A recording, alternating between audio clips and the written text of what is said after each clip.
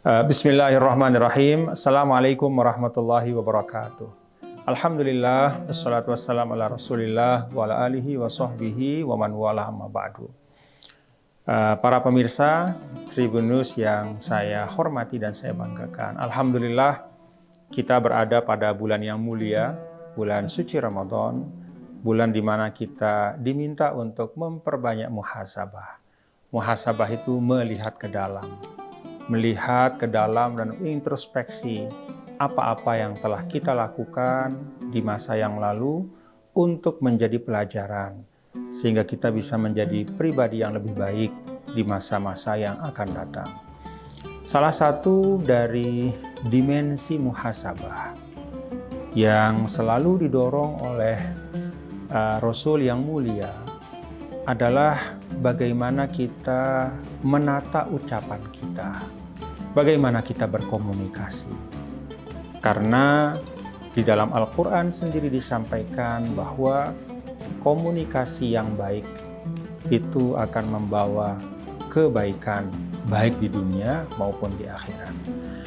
Karena itu para pemirsa yang dirahmati Allah, pada kesempatan singkat ini saya mengajak kita untuk merenungkan beberapa hal yang diperhatikan atau yang dipentingkan di dalam Al-Quran ketika kita berkomunikasi. Al-Quran menguraikan beberapa hal yang patut menjadi perhatian kita. Dan ini diuraikan oleh Al-Quran dalam bentuk kata sifat ya, dari satu komunikasi yang dilakukan oleh seseorang. Komunikasi itu qaul ya. Ada beberapa sifatnya yang dalam bahasa Al-Quran ini penting untuk kita perhatikan agar komunikasi kita melahirkan kemanfaatan dan kebaikan. Pertama, qaulan ma'rufah. Qaulan ma'rufah itu artinya komunikasi kita harus ada substansi kebaikan. Jadi isinya itu adalah sesuatu yang baik, sesuatu yang mengajak kepada yang baik. Misalnya dalam konteks kita di Indonesia, mari kita perbanyak komunikasi yang isinya menguatkan satu sama lain sebagai anak bangsa. Esensinya adalah memperkokoh persaudaraan. Qaulan ma'rufah. Ada juga yang kedua dalam bahasa Al-Quran itu qaulan karimah, yaitu komunikasi yang memanusiakan orang yang kita ajak bicara. Ada dimensi memanusiakan, memuliakan, menghormati, mengapresiasi. Nah, qaulan karimah ini walaupun dalam konteks Al-Quran itu disampaikan dalam konteks komunikasi anak kepada orang tua, tetapi sesungguhnya ini tidak hanya berlaku dari anak ke orang tua, tapi juga dari murid kepada guru, dari yang muda kepada yang tua, dari masyarakat kepada pemimpinnya, ataupun sebaliknya, saling menghormati dan memuliakan. Maka kata-kata yang dipilih adalah kata-kata yang menghibur hati, kata-kata yang memotivasi, kata-kata yang tidak ada di dalamnya penistaan atau merusak kehormatan orang yang kita ajak berkomunikasi. Itu qaulan karimah. Ada juga di dalam Al-Quran itu qaulan sadida. Ucapan itu, komunikasi itu harus tepat.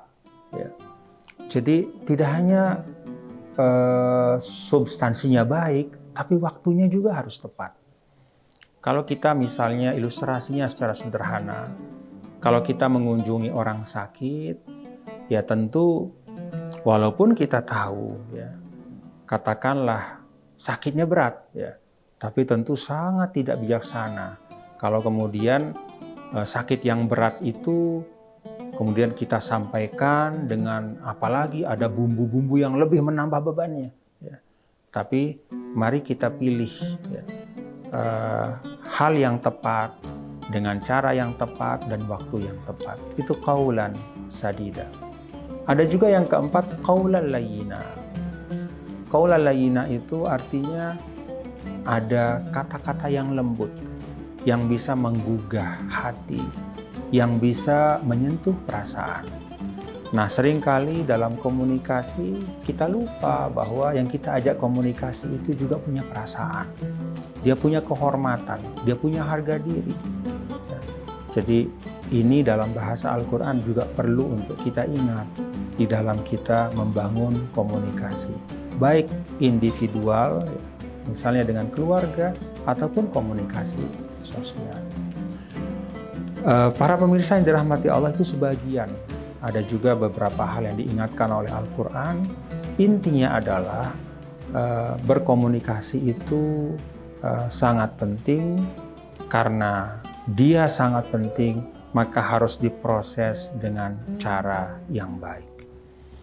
Ketika Musa alaihissalam diutus oleh Allah untuk menyampaikan pesan kebenaran kepada orang yang sangat bahasa kita sangat bengis sangat sangat otoriter. Pesan Allah itu satu, faqula lahu qawlan layyina. Jadi Nabi Musa dipesankan untuk mampu berkomunikasi dengan lemah lembut dengan baik. Kenapa pesan tentang cara ini yang disampaikan, bukan tentang substansi? Karena seringkali cara yang salah justru melahirkan dampak yang tidak kita harapkan. Dalam berbangsa, ini menjadi renungan kita dalam bulan suci Ramadan, rasanya tidak sedikit para pemirsa yang dirahmati Allah, hal-hal yang terjadi di ruang publik, persengketaan, bersilang kata, bahkan juga katakanlah konflik, itu terjadi adalah karena masalah dalam komunikasi. Kadang saling bersautan dari jauh, menggunakan silaturahim mikrofon, saling komentar dari jauh, tidak pernah ada perjumpaan, tidak pernah ada tabayun. Akhirnya perbedaan itu membesar dan kemudian berujung pada perpecahan. Ramadan juga kesempatan kita untuk memperbanyak perjumpaan, untuk memperbanyak tabayun, untuk memperbanyak silaturahim, sehingga mudah-mudahan ba'da Ramadan, pasca Ramadan, kita bisa menjadi bangsa yang lebih menyatu dalam persaudaraan dan dalam kebaikan. Wallahul muwaffiq ila aqwamit thariq. Ramadan Karim, semoga Ramadan ini diberkahi. Assalamualaikum warahmatullahi wabarakatuh.